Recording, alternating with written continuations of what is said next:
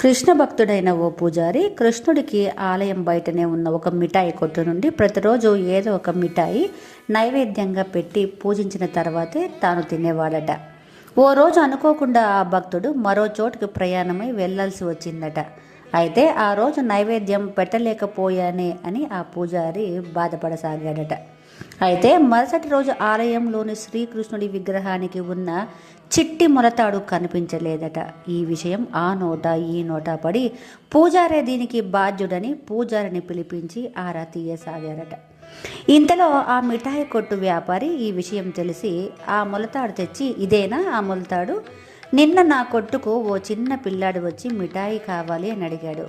అందుకు నేను డబ్బులేవే అని అడిగితే నా వద్ద ఏమీ లేవన్నాడు.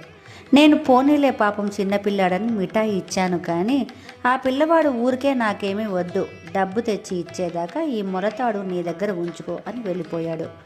మళ్ళీ ఇంతవరకు తిరిగి రాలేదు. ఇది ఆ మొలతాడేనా అని అడిగాడట.